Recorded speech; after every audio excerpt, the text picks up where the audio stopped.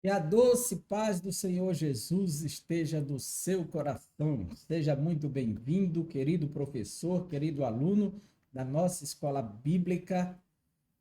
Eu falo aqui da Assembleia de Deus em Santa Rita, na Paraíba, que é liderada pelo pastor Djalma Silva. Eu sou o professor Egivanildo Tavares. Seja muito bem-vindo. Estamos fechando mais um trimestre desta lição que iniciamos o plano de Deus para Israel em meio à infidelidade da nação. Iniciamos com um estudo sobre o livro dos reis, justamente a história de Salomão, a ascensão de Salomão e a construção do templo.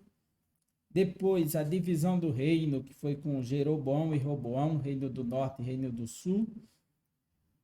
Passamos para Acabe, o rei perverso, e o profeta Elias. Elias e os profetas de Azerá e Baal, o reinado de Acasias, o profeta Elias e Eliseu, seu sucessor, o ministério de Eliseu, Naamã é curado da lepra, o reinado de Joás, o cativeiro de Israel, o reino do norte, 722 pelos assírios, o reinado de Ezequias, um rei piedoso que fez uma grande reforma, o reinado de Josias, outro rei piedoso, o bisneto de Ezequias, que realizou grandes feitos em Israel, mas que morreu no campo de batalha com o ataque dos egípcios. E o seu filho assumiu seu lugar, Jeocás, que é tema da lição de hoje também, o cativeiro de Judá. Então, seja muito bem-vindo a mais uma aula. Temos muito que aprender neste conteúdo tão importante. A lição está dividida em 3 capítulos e traz uma narrativa muito rica na história de Judá. O objetivo geral desta lição será sinalizar o efeito dos pecados cometidos pelo povo de Deus. É notório que não há pecado que Deus não cobre, né? Pecados não confessados. E o povo de Judá pecou fortemente contra Deus, a nação toda pecou. Quando eu digo a nação toda, é uma forma genérica, havia exceções, que havia os piedosos no meio.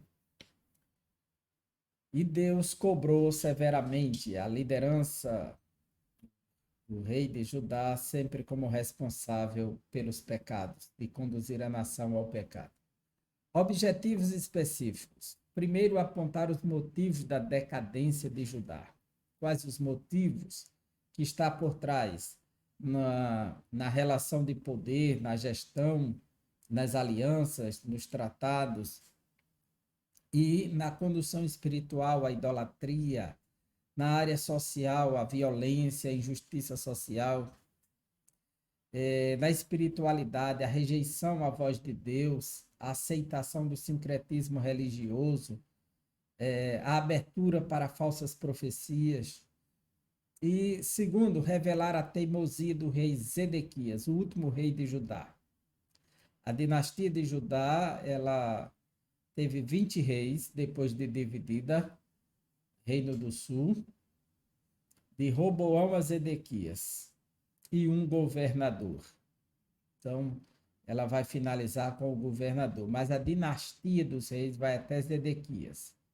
Relatar a queda de Judá, como se deu essa queda, como os babilônios triunfaram, levando o reino de Judá a pique e expatriando o povo, conduzindo cativos para a Babilônia. O nosso textuário nos diz: porém, zombaram dos mensageiros de Deus. Quem? O capítulo 36 do livro de Crônicas, do segundo livro das Crônicas, começa com uma narrativa que mostra os instantes finais, desde a ascensão de Zedequias, como eles assumiram uma postura de enfrentamento ao próprio Deus. porém zombaram dos mensageiros de Deus. E Deus enviou mensageiros, pois a gente vai entender que de Jeremias, Miqueias, Abacuque são profetas do período pré-exílico e dos instantes finais da nação de Judá. Além dos profetas anônimos que não conhecemos os seus nomes que Deus levantou. Deus ficou levantando profetas e profetas o tempo todo. E Jeremias é o mais famoso de todos nesses instantes finais. Vai reinar, ele não vai reinar, ele vai profetizar durante o reinado de 4 reis e provavelmente quase 60 anos de ministério profético, de profecias e perseguições, profecias e humilhações, profecias e rejeição. Um ministério que, do ponto de vista humano, totalmente reprovado, porque ele estava com a voz de Deus. Alguém profetizando sozinho no deserto, mas ele cumpriu a vontade de Deus, perseverou nesse ministério e foi recompensado pelo próprio Deus, o profeta Jeremias. O livro de Jeremias, capítulo 1, ele nos mostra. Jeremias, capítulo 1, você pode acompanhar comigo, versículos 2 e 3, quando ele diz assim, Jeremias, capítulo 1, logo no início do livro, ele já faz referência ao seu ministério. Tempo, diz assim,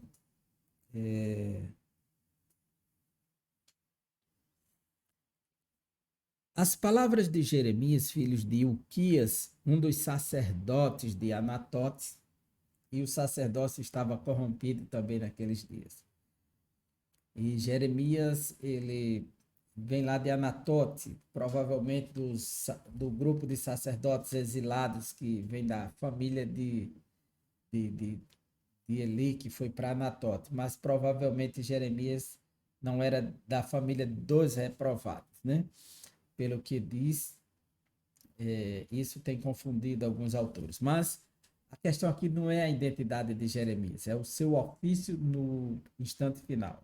Vamos lá. A palavra do Senhor veio a ele no 13º ano do reinado de Josias, que foi a lição anterior, filho de Amon, rei de Judá.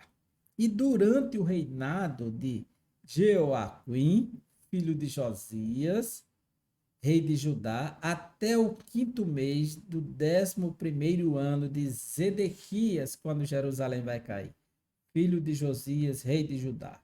Os habitantes de Jerusalém foram levados para o exílio. Então, Jeremias viu tudo acontecer, profetizou, anunciou, chamou ao arrependimento, profetizou mensagem de esperança, disse qual o caminho para sobreviver e escapar, que era a submissão ao rei da Babilônia. Ninguém quis ouvir. Chegou o dia do cativeiro. E as profecias de Jeremias ficaram conhecidas na Babilônia, e os babilônios reconheceram. O general babilônio vai soltar e diz: foi por meio de você que o Senhor trouxe punição para esse povo. É interessante como isso é reconhecido dentro do próprio livro, quando Jeremias é solto pelo general babilônico, né? Ele vai chegar e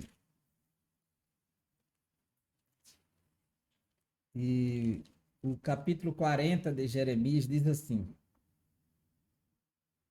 o Senhor dirigiu a palavra a Jeremias depois que o comandante da guarda imperial, Nebuzaradã, o libertou em Ramá. Ele tinha encontrado Jeremias acorrentado no meio de todos os cativos de Jerusalém e de Judá, que estavam sendo levados para o exílio na Babilônia. Quando o comandante da guarda encontrou Jeremias, disse-lhe: foi o Senhor, o seu Deus, que determinou esta desgraça para este lugar. Agora o Senhor a cumpriu e fez o que tinha prometido. Tudo isso aconteceu porque vocês pecaram contra o Senhor e não lhe obedeceram. Mas hoje eu o liberto das correntes que prenderam as suas mãos. Se você quiser, venha comigo para a Babilônia e eu cuidarei de você. Se não, porém, não quiser, pode ficar. Veja, toda esta terra está diante de você. Vá para onde achar melhor. Essa foi a palavra do comandante Nebuzaradã, comandante babilônico, general, que libertou Jeremias e que reconhece que foi Deus que trouxe todo esse infortúnio sobre o seu povo como uma punição aos seus pecados. Então está claro que tanto dentro de casa quanto fora de casa havia conhecimento que Deus estava punindo o pecado do povo. No livro de Jeremias, capítulo 29, versículo 20, também está escrito, você pode ver, o cativeiro 29, versículo 20. Ouçam agora a palavra do Senhor, todos vocês exilados, que deportei de Jerusalém para a Babilônia.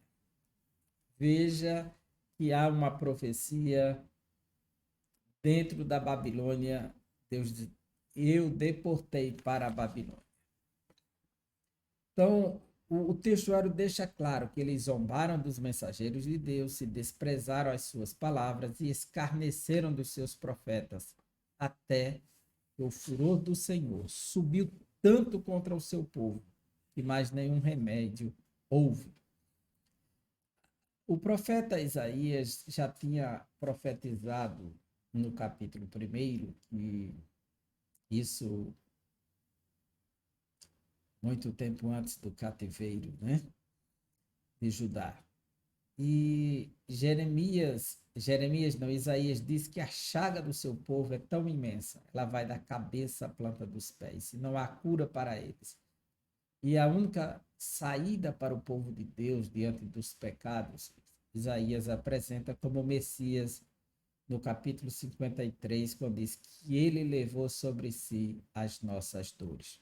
Somente ele pode remover as feridas que há na alma humana. O profeta Jeremias diz que o pecado de Judá está encravado na sua alma, escrito com um diamante. A verdade prática nos diz: todo ser humano se torna cativo de suas escolhas, das consequências delas. Essa frase da verdade prática nos faz lembrar uma frase célebre de Antoine Exupéry, o autor do Pequeno Príncipe, que diz: tu te tornas eternamente responsável por aquilo que cativas. Né? Mas aqui diz que todo ser humano se torna cativo de suas escolhas, das consequências delas. De fato, é inevitável. A escolha que fazemos determina o lugar que estamos indo. E aí, as consequências que surgirem no meio da estrada é resposta dessas escolhas que fazemos. O Império Babilônico ele se ergue no crescente fértil como uma grande força dominante no momento em que os assírios estão enfraquecendo, no ano 612, com a ajuda dos medos, os babilônios vão conquistar a Síria, né? Destrói a cidade de Nínive. Eles vão sair daqui, destruir a cidade de Nínive. E no ano 612, esse é um ano marcante, é uma data histórica bastante conhecida, 612, a queda de Nínive, marca o início do Império Neobabilônico. O Império Neobabilônico está sendo conduzido por Nabopolassar, que é o pai de Nabucodonosor. E eles começam a conquistar toda a região da Mesopotâmia, vão erguendo seu império. E em 605, foi 612, olha, 605, chegam em Carquemis, a grande batalha aqui no sul da Turquia, asiática, região fronteiriça da Síria. E aqui eles batalham contra os egípcios, né, que estão sempre batalhando e conquistando essa fronteira aqui.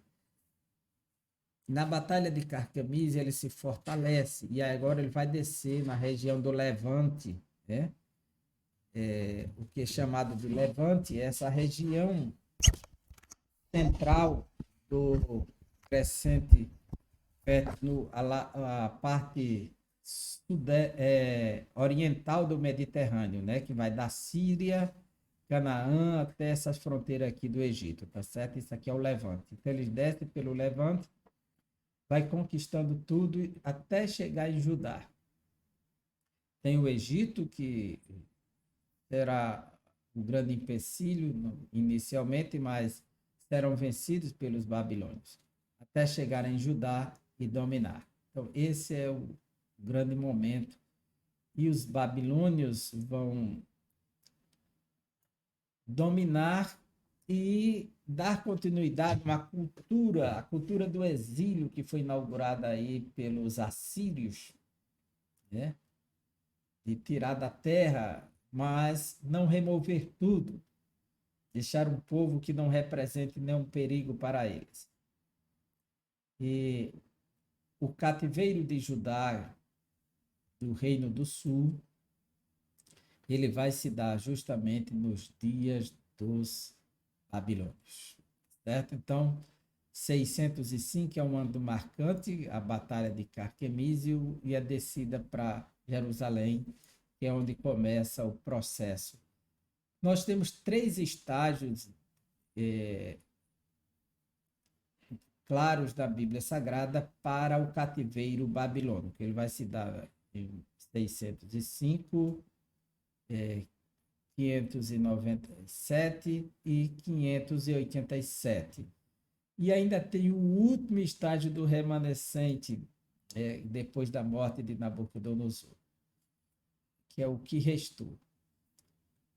Então daria 4, mas aí só representa 3 meses historicamente dessa conquista militar bélica. A última não representa mais esse processo de guerra. A fase final do reino de Judá foi protagonizada por 4 reis. Nós temos aí esses reis que vão representando esse momento final. O Joacás, que vai reinar por 3 meses. Ele é filho de Josias, que acabou de ser morto na batalha, foi ajudar os assírios a lutar contra os babilônios em Carquemis. E naquele momento em que os egípcios estão passando para ajudar na batalha de Carquemis os assírios, que é a derrota final dos assírios, e pelos babilônios, Josias tenta impedir. E Josias vai até o campo de batalha, em Megido, nessa região aqui, para impedir que o faraó Neco passe.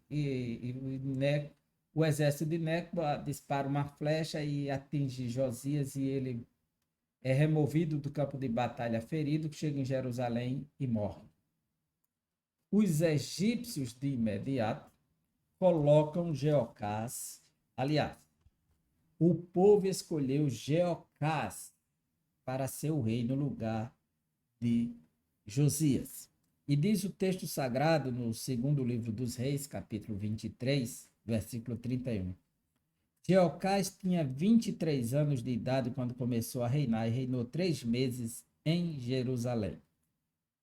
O nome de sua mãe era Hamutal, filha de Jeremias, não o profeta, tá certo? Não confundir esse Jeremias aqui com o profeta Jeremias. Ela era de Líbna e fez o que o Senhor reprova. Ele fez o que o Senhor reprova, tal como os seus antepassados, não Josias, mas os antepassados. E o segundo livro das Crônicas, capítulo 36, versículo 1, diz: E o povo tomou a Jeocás, filho de Josias, e o proclamou rei em Jerusalém, no lugar de seu pai. Esse rei de 3 meses de governo somente, ele não, os babilônios não tinham chegado até Judá ainda, mas o Egito estava no controle da região e aproveitou que Josias estava morto e foi até Jerusalém e disse: Olha, você não vai ficar no governo, não. Para mostrar que os egípcios estavam dominando a região sul, eles foram até Jerusalém e atacaram.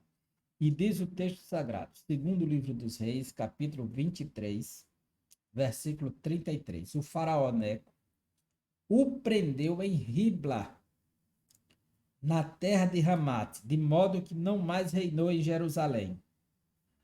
O faraó Neco também impôs a Judá um tributo de 3,5 toneladas de prata e 35 quilos de ouro. Então o faraó Neco se apropriou desse momento, Josias está morto, seu filho começou a reinar, no início de reinado, 3 meses só, ele arrancou ele do poder e levou para o Egito, onde ele vai morrer. E o que ele faz? O capítulo 23 do segundo livro dos Reis diz: colocou Eliaquim, filho de Josias, como rei no lugar do seu pai Josias. Faraó Neco diz: não, quem vai reinar não é você, Jeocás. Você vai comigo para o cativeiro egípcio. Quem vai ficar reinando aqui é seu irmão Eliaquim. Só que Eliaquim não vai ficar com o nome de Eliaquim, ele vai mudar. Ele mudou o nome de Eliaquim para Jeoaquim, mas levou Jeocás consigo para o Egito, onde ele morreu. Segundo o livro dos Reis, 23, 34. Jeoaquim, que reinou por ocasião do primeiro grupo de prisioneiros levados para a Babilônia em 605. Tudo dentro de um ano, a Batalha de Carquemis, que dá aí no ano 605, e esse é o ano. Josias morreu, 3 meses do seu irmão, agora coloca o Jeoaquim no governo. É nesse momento que os babilônios vão chegar. Ele está no poder, mas os babilônios vão assumir o pedaço. Ele tem 23 anos de idade, o Jeocás tinha 23 anos de idade quando começou a reinar. E o Jeoaquim, que vai reinar no seu lugar, ele vai reinar por 11 anos. É um rei perverso, né? E é um momento, ele tem 25 anos de idade quando começa a reinar, e vai passar um bom tempo, né? 11 anos, e ele reinou 11 anos em Jerusalém. O segundo livro dos Reis, capítulo 23, versículo 36 diz: Joaquim tinha 25 anos de idade quando começou a reinar e reinou 11 anos em Jerusalém. O nome de sua mãe era Zebida, filha de Pedaías, ela era de Ruma, e ele fez o que o Senhor reprova, tal como seus antepassados. Jeoaquim pagou ao faraó Neco a prata e o ouro, mas para cumprir as exigências do faraó, Jeoaquim pôs tributo ao povo, cobrando a prata e o ouro de cada um conforme suas posses. E para que ele pudesse se manter no poder com o apoio do Egito, nessa submissão, ele começou a exigir um tributo pesado de prata e ouro do povo. Mas o seu governo será tomado, porque os babilônios vão chegar.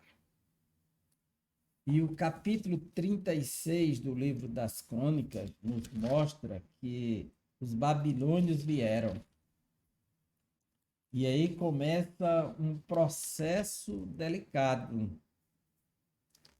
O capítulo 36 do segundo livro das Crônicas, eu quero ler com você agora. Veja só.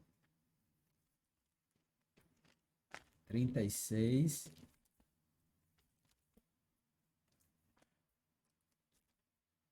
versículos 5 e 6.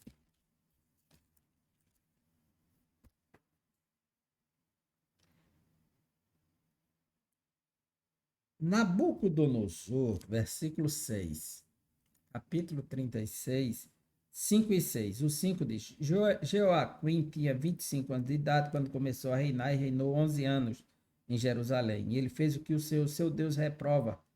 Nabucodonosor, rei da Babilônia, atacou e prendeu com algemas de bronze para levá-lo para a Babilônia. Levou também para a Babilônia objetos do templo do Senhor e o colocou no seu templo. Esse cativeiro aqui, que é inaugurado pelos babilônios pelo rei Joaquim, né? Ele é registrado no livro de Daniel, capítulo 1. E o texto diz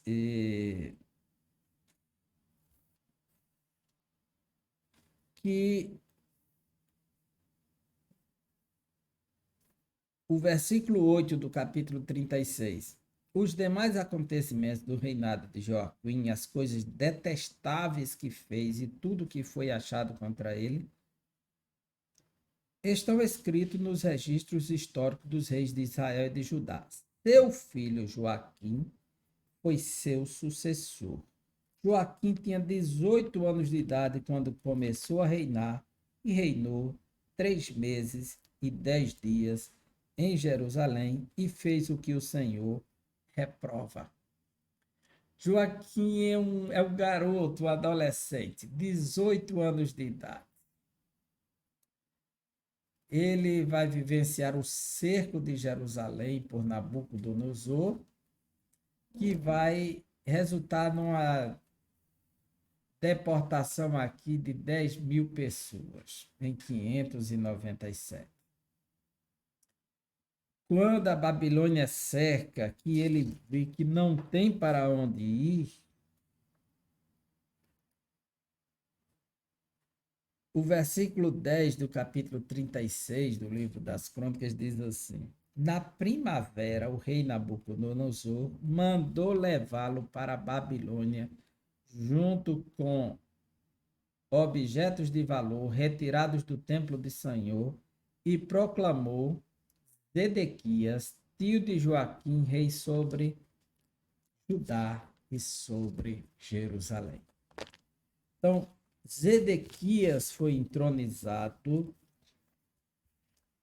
por Nabucodonosor. O nome de Zedequias,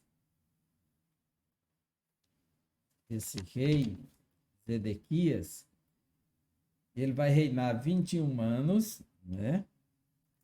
Aliás, 11 anos, tinha 21 anos de idade quando começou a reinar, e vai reinar por 11 anos. Seu nome é Matanias. Matanias significa Mataiá, em hebraico. Essa palavra é dom de Iá, ou dom de Yahvé. O Deus é dom de Deus. Ou é dom de Yahvé, o dom do Senhor. Iá. Iá é a contração de Yahvé. Mataiá. Matanias. Esse nome vai para o grego e será conhecido no Novo Testamento como Mateus, né? Mateus, dom de Deus. O dom de Yahvé, dom de Iá. O seu nome foi mudado por Nabucodonosor para Zedequias. Zedequias é Tissedequias. Tissidiquias. Tissadik em hebraico, é justiça. Então, Tissedequia é a justiça de Yahvé, ou justiça de Iá. ou de justiça de Javé, ou justiça de Jeová, ou justiça do Senhor. Esse é o nome Zedequias. Zedequias, ele assume o lugar de Joaquim, o adolescente foi levado aos 18 anos e vai viver na Babilônia um bom tempo e será solto o Joaquim pelo filho de Nabucodonosor, que vai assumir depois de Nabucodonosor. Diz o livro de Jeremias e também o livro dos reis. Nesta lição, veremos Zedequias rebelando-se contra o rei da Babilônia, causando um novo cerco que durou 18 meses e finalmente resultou na queda definitiva de Jerusalém em 586 a.C. O declínio espiritual de Judá. As advertências dos profetas. Os profetas do Antigo Testamento foram unânimes e incansáveis em denunciar as injustiças e as terríveis transgressões da nação. Jeremias, o tempo todo, Jeremias já sabia que quando ele profetizasse, ele seria atacado. Sempre que ele profetizava, vinham as consequências. Ele já não queria mais nem profetizar, de tanto sofrimento. E ele disse que o Senhor colocava um fogo e incendiava o seu coração e abria a sua boca e falava. Ele não tinha nem controle e as palavras saíam, porque era a ira de Deus sobre o pecado do seu povo. Jeremias capítulo 11 tem as denúncias aí, as advertências não só de Jeremias, mas também de outros profetas que vão surgir na área. Como eu falei no início, você tem que ver que houve Jeocás, Joaquim, Zedequias, e depois que terminou a dinastia, teve um governador de questão de meses que os babilônios colocaram lá, que foi Gedalias, que foi assassinado por um descendente de Judá. Ele não era da tribo de Judá, não era um descendente real, mas os babilônios colocaram Gedalias para governar o povo que ficou e a cidade destruída. E ele decidiu ficar naquela região com o grupo mais simples que sobrou para tomar conta das videiras, dos lagares e dar conta da agricultura na terra. Os babilônios deixaram com essa intenção. E os judeus que tinham fugido para a cidade de Amon, Moabe, na região leste, depois do Jordão, regressaram para a terra de Israel, sabendo que havia o governador Gedalias. E o rei dos Moabitas, quando soube disso, querendo se apossar da região, ele estimulou o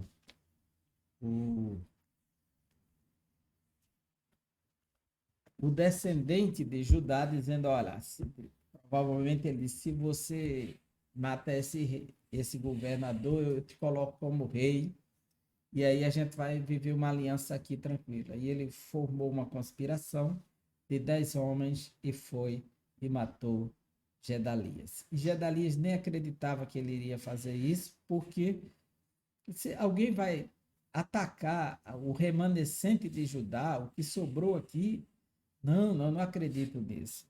Ele foi inocente nisso aí e confiou.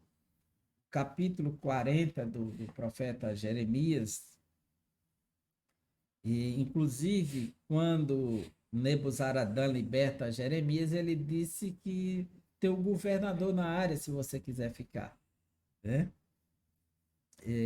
Jeremias capítulo 40, versículo 5 diz: contudo, antes de Jeremias se virar para partir, Nebuzaradã acrescentou: volte a Gedalias, filhos de Aicã, neto de Safã, a quem o rei da Babilônia nomeou governador sobre as cidades de Judá. e viva com ele entre o povo, ou vá para qualquer outro lugar que desejar. Então o comandante lhe deu provisões e um presente e o deixou partir. Jeremias foi a Gedalias, filho de Aicã, em Mispá, que é onde ele ficou governando, e permaneceu com ele entre o povo, que foi deixado na terra de Judá. Porém, montou uma conspiração aqui contra Gedalias e ele recebeu a notícia que Ismael viria para lhe matar. Ismael era um descendente de Judá, de linhagem real, é a Bíblia quem diz, né? O rei dos Amonitas propôs esse projeto, Baales, né? Para matá-lo. Você pode ler o capítulo 40 de Jeremias, que você vai encontrar essas informações. E o versículo 11 diz assim: todos os judeus que estavam em Moabe, em Amon, em Edom, em todas as outras terras, ouviram que o rei da Babilônia tinha deixado um remanescente em Judá e que havia nomeado Gedalias, filho de Aicã, neto de Safã, governador sobre eles. Então, eles regressaram para ajudar na colheita das uvas, dos frutos, na produção do vinho. E o versículo 13 diz assim: Joanã, filho de Careá, e todos os comandantes do exército que ainda estavam no campo aberto foram até Gedalias em Mispá e lhe disseram: Você não sabe que Baales, rei dos Amonitas, enviou Ismael, filho de Netanias, para matá-lo? Mas Gedalias, filho de Aicã, não acreditou neles. Então Joanã, filho de Careá, disse em particular a Gedalias em Mispá: Irei agora e matarei Ismael, filho de Netanias, e ninguém ficará sabendo disso. Por que deveria ele fazer que os judeus que se uniram a você sejam espalhados e o remanescente de Judá seja destruído? Mas Gedalias, filho de Aicã, disse a Joanã, filho de Cariá: Não faça uma coisa dessas. O que você está dizendo sobre Ismael não é verdade. No 7º mês, Ismael, filho de Netanias, filho de Elisama, que era de sangue real, olha aqui, de linhagem real, e tinha sido um dos oficiais do rei, foi até Gedalias, filho de Aicã, em Mispá, levando consigo 10 homens. Enquanto comiam juntos, Ismael e os 10 homens que estavam com ele se levantaram e feriram a espada Gedalias, filho de Aicã, neto de Safã, matando aquele que o rei da Babilônia tinha nomeado governador de Judá. Esse remanescente que havia ficado na terra agora foi disperso, fugiram para o Egito. E Jeremias disse: Não vão para o Egito. Ele disse: Nós vamos e vamos levar você conosco. E obrigaram Jeremias a ir com eles para o Egito. Então, as advertências não faltaram para o povo. E o declínio espiritual está justamente nisso, que o povo foi transgredindo, se afastando e não deu ouvidos à voz do Senhor. Deus levantou seus profetas pela madrugada, o tempo todo. A previsão dos acontecimentos que levaram Judá ao exílio. O ministério de Jeremias foi o mais importante desse período. Ele iniciou suas atividades proféticas no reinado de Josias e deu continuidade durante os 4 reinos seguintes. E no tempo desse grande profeta havia muita discórdia e confusão sobre o que era a verdadeira e a falsa palavra de Deus. Os pseudos profetas estavam lá, tentando contrariar a mensagem de Jeremias. Jeremias disse que o povo seria cativo num jugo de madeira, ele representou isso muito bem. O falso profeta disse que não seria daquela maneira. Jeremias disse que seria um jugo de ferro, mais pesado ainda.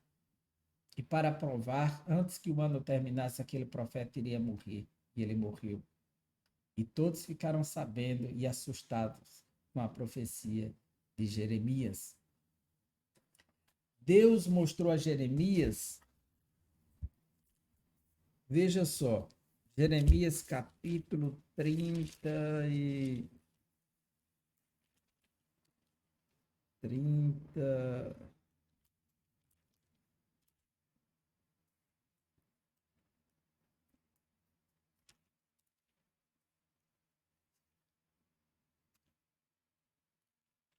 capítulo 30 e deixa eu ver se é na casa dos 30.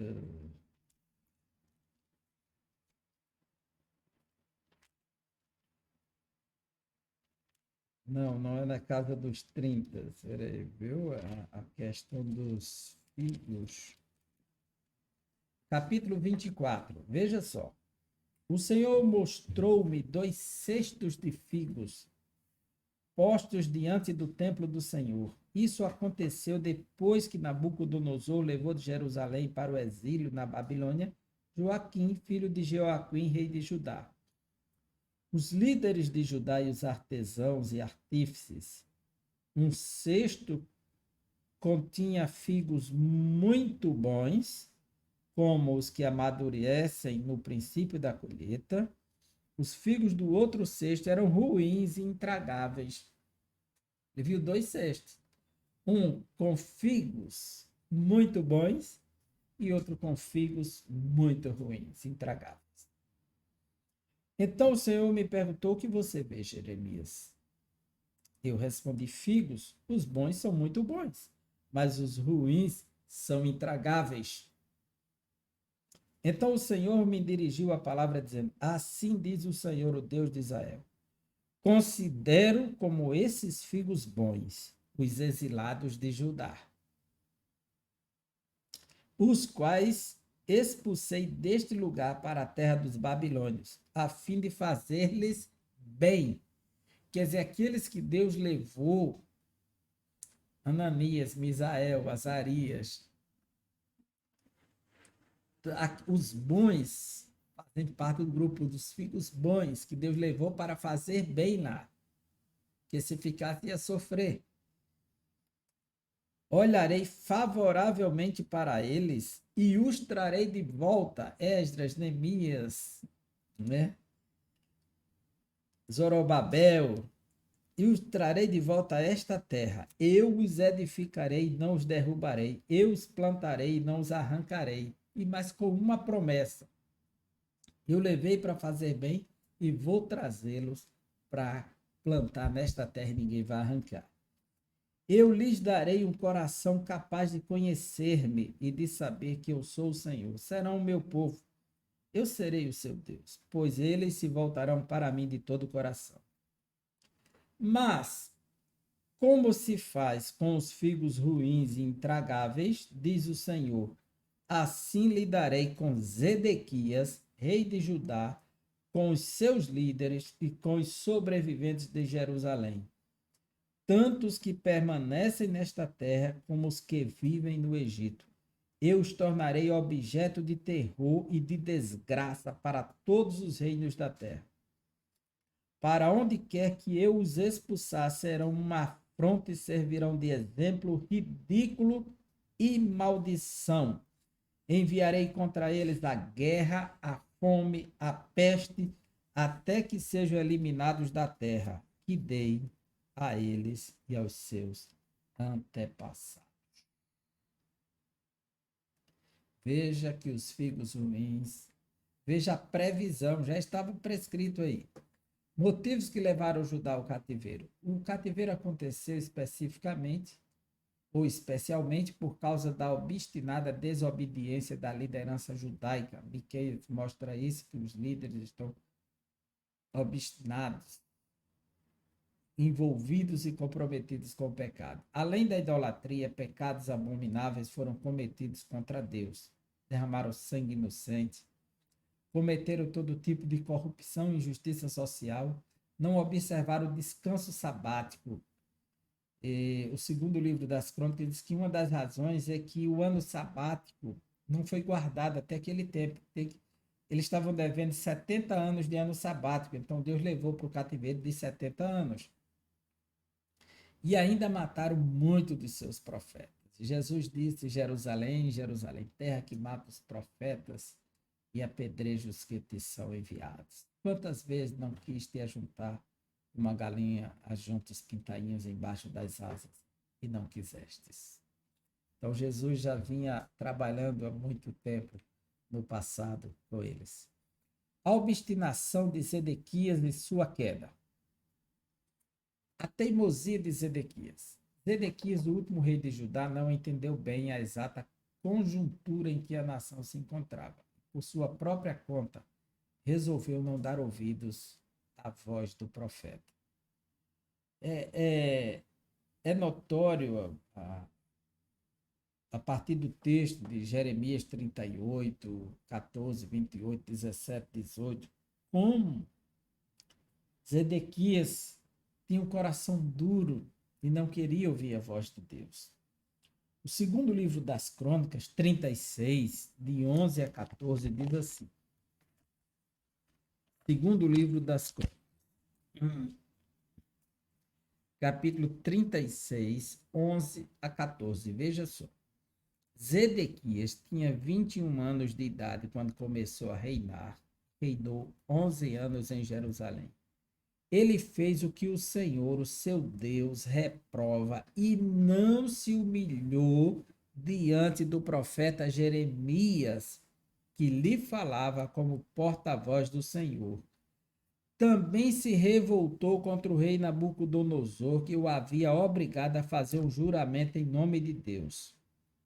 Tornou-se muito obstinado e não quis se voltar para o Senhor, o Deus de Israel.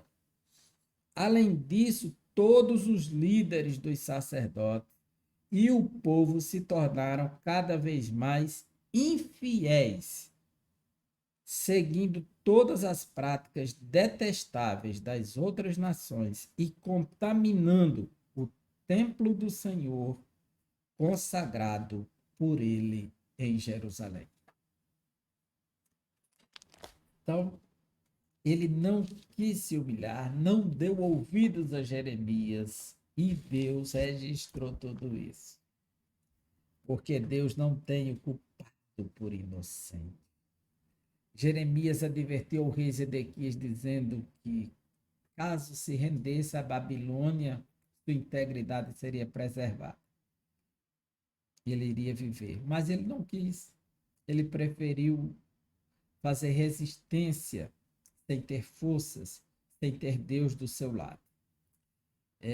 Certa feita alguém disse: se Deus é por nós, disse o apóstolo Paulo, quem será contra nós? E o pregador disse: se Deus for contra nós, quem será a nosso favor? Pensa nisso. Todavia o rei não deu ouvidos ao profeta. Razão de acontecer o que estava previsto. O poderoso exército babilônico invadiu e destruiu Jerusalém. O capítulo 39 faz uma descrição tremenda da conquista, do domínio, da destruição, como o cerco de Jerusalém, sitiaram Jerusalém. E isso foi enfraquecendo o povo, foi enfraquecendo a cidade. E eles foram perdendo toda a sua sustentação. E o texto nos mostra que no Jeremias 39, eu quero ler esse texto, foi assim que Jerusalém foi tomada. No 9º ano do reinado de Zedequias, rei de Judá, no 10º mês, Nabucodonosor, rei da Babilônia, marchou contra Jerusalém com todo o seu exército e a sitiou. E no 9º dia do 4º mês do 11º ano do reinado de Zedequias, o muro da cidade foi rompido. Então todos os oficiais do rei da Babilônia vieram e se assentaram junto à porta do meio. Nergal-Sarezer de Sangar, Nebo-Sacerquim e um dos chefes dos oficiais, Nergal-Sarezer, um alto oficial e todos os outros oficiais do rei da Babilônia. Quando Zedequias, rei de Judá, e todos os soldados os viram, fugiram e saíram da cidade, à noite, na direção do jardim real, pela porta entre os dois muros, e foram para Arabá, a região sul, junto de Jericó. Mas o exército babilônio os perseguiu e alcançou Zedequias na planície de Jericó.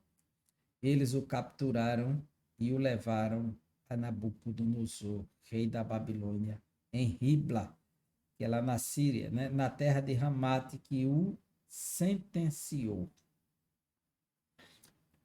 A Bíblia diz, Jesus conta uma parábola, um homem descia de Jerusalém para Jericó, e no meio do caminho foi apanhado. E Zedequias desceu de Jerusalém, e na região de Jericó ele foi apanhado. Na parábola de Jesus, graças a Deus que quem encontrou o homem foi um bom samaritano, mas aqui não teve um bom samaritano. Foi um babilônio sem misericórdia. Jerusalém é cercada e levada cativa. Jerusalém aqui é sinônimo do povo, né? Que Jerusalém é uma cidade. Jerusalém não foi levada cativa. Quem foi o povo. Mas a Bíblia diz que Jerusalém foi levada cativa, do jeito que está escrito aí. Os textos usa o nome Jerusalém muitas vezes como sinônimo do povo. Quando Jesus diz Jerusalém, Jerusalém, quantas vezes te quis ajuntar e não quiseste? Jerusalém que matas os profetas, não a cidade, mas o povo. Metonímia do povo.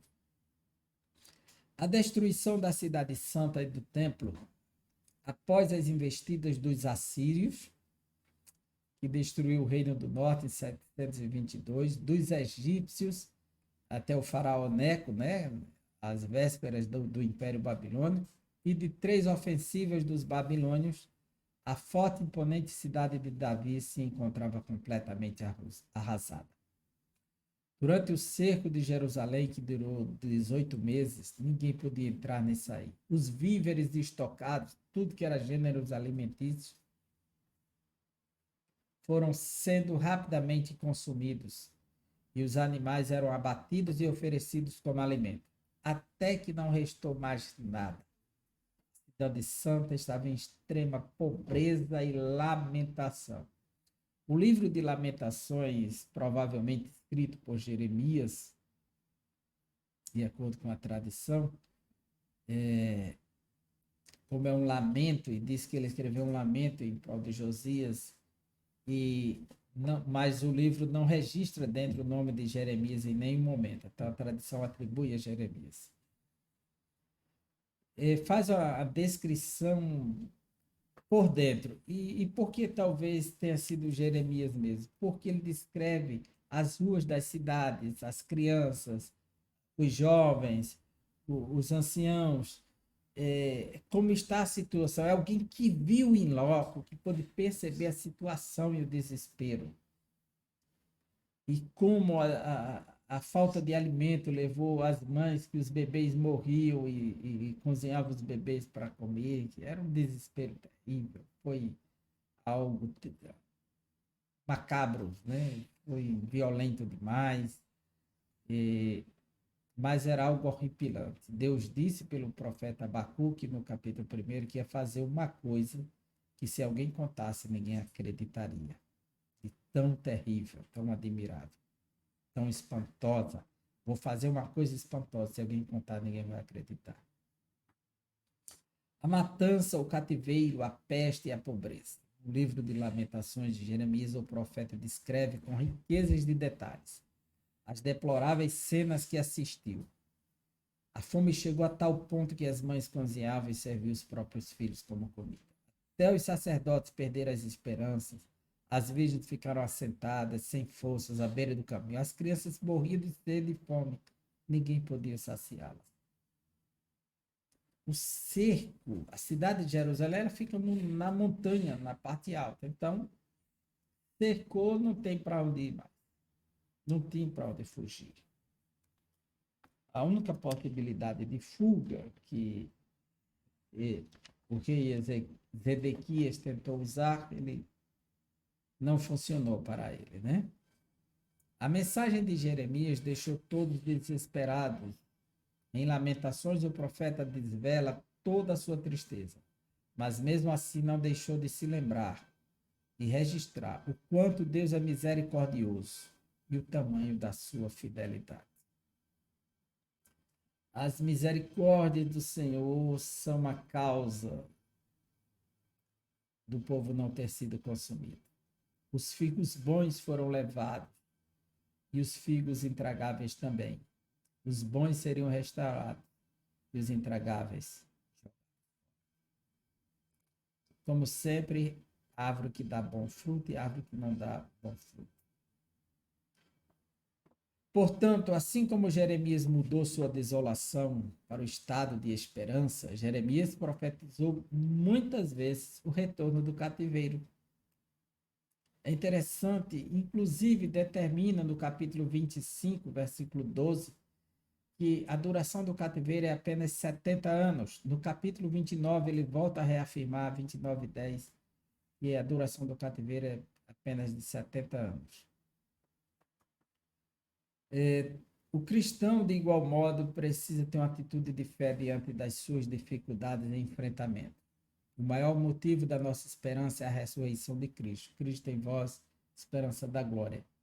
E ter o cuidado para não se rebelar contra a voz de Deus, contra a vontade de Deus, e tentar andar de acordo com o seu coração, como fez Edequias, e colheu o resultado do seu pecado. Então, a conclusão é que a experiência do reino de Judá no cativeiro é uma triste lição para todos os crentes. Quando os falsos deuses ocupam o coração de uma pessoa, ela se torna cativa de suas escolhas erradas. A boa notícia é que, pela misericórdia de Deus, Judá retornou à sua terra prometida. Deus ainda usa de misericórdias para com seu povo. Elas não têm fim, novas são a cada manhã. Deus não restaurou o reino do norte, porque em nenhum momento ele tinha esse pacto de restaurar o reino do norte. Ele restaurou o seu povo. As 12 tribos têm promessa de restauração, mas não de um reino do norte e um reino do sul, mas seria um só povo, um só reino. E Deus não deixou mais que eles tivessem o rei à altura dos reis de Judá. Surgiram reis na história, os reis do período dos Macabeus depois, mas reinos sacerdotes, né? Antes de Cristo, e terminou parando essa dinastia, assumindo Herodes por força dos romanos, mas até hoje Israel espera o seu reino, o seu rei oficial, o Messias, o Mashiach, o Rei Jesus. Que Deus abençoe você, que possamos tirar grandes proveitos dessa aula. O fim do reino de Judá, da dinastia de Judá, o cativeiro de Judá. É o fim daquela dinastia, mas não significa o fim do reinado, porque tudo caminha para Jesus. O anjo apareceu para Maria e disse que ela iria engravidar de um menino, que Deus lhe daria o trono de Davi, seu pai, e ele reinaria eternamente sobre a casa de Jacó. Que Deus abençoe você. Até a próxima aula, a próxima lição, e vamos estudar a vida do apóstolo Paulo. Vamos aprender quem foi Paulo, sua identidade, seu ministério, suas cartas, seus ensinos, muita coisa boa para aprender com o apóstolo Paulo. Então, estejamos ávidos, pois a próxima lição será a biografia do apóstolo Paulo. Que Deus abençoe você e até a próxima lição, se Deus quiser. Forte abraço.